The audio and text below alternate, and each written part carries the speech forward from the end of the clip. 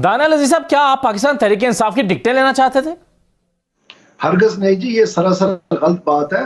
और इसमें मुझे दलील की जरूरत नहीं है, क्योंकि एहसन इकबाल बजाते खुद इसकी सबसे बड़ी दलील है। अगर आप अपनी रिसर्च स्टाफ को बोले, तो जब ये पहले दिन वाले इनके स्टेटमेंट्स थे एहसन इकबाल साहब वाले, वो आप निकालें, उसमें ये कहते हैं कि मैं बिलावल भुट्टो की जुबान बोल रहा हूँ, मैं पीपीपी में जाना चाह रहा हूँ। अब ये कह रहे हैं कि मैं पीटीआई में जाना चाह रहा था। ये सरासर गलत बात है। और जहां तक इन्होंने एप्लीकेशन की बात की कि उसको सबूत बना के वो सामने रखते हैं कि मेरी दरखास्त बर वक्त नहीं आई थी, उस वक्त मैं चूंकि एक बहुत बुरे एक्सीडेंट से मुश्किल से बचा हूं, मेरी जान बची है, तो उस वक्त मैं ऑपरेशंस करवा रहा था मेरे राइट रिस्ट पे। और वो एक नहीं, दो नहीं, तीन नहीं, चार नहीं, 5 ऑपरेशन हुए थे, क्योंकि वो बड़ा मुश्किल इसमें इशू था। मेरी रिस्ट क्रश हो गई थी during the accident.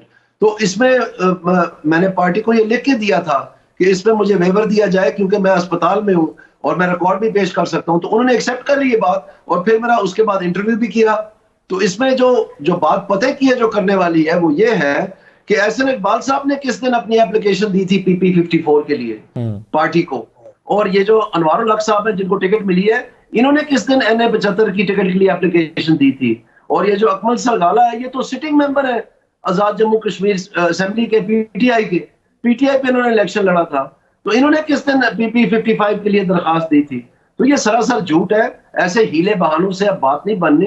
Ehsan Iqbal साहब जो है वो बुरी तरह से एक्सपोज हो गए हैं। उन्होंने अपने खानदान को खानदान पाल स्कीम चलानी थी इस इलेक्शन में, क्योंकि ये समझते थे कि नोटिफिकेशन जो है वो शायद रेंजर्स हेडक्वार्टर से मिलने हैं इनको। लेकिन अब अवाम का वोट जब डलना पड़ रहा है तो उनको तकलीफ हो रही है, और अब मुख्तलिफ किस्म के बहाने वो मेरे साथ मंसूब कर रहे हैं। और मैंने इसके लिए हर जाने का नोटिस का भी ऐलान कर दिया। आज मैंने वकीलों को कह दिया, वो ड्राफ्ट कर रहे हैं, जैसे वो तैयार होता है मैं इनको भेज रहा हूँ।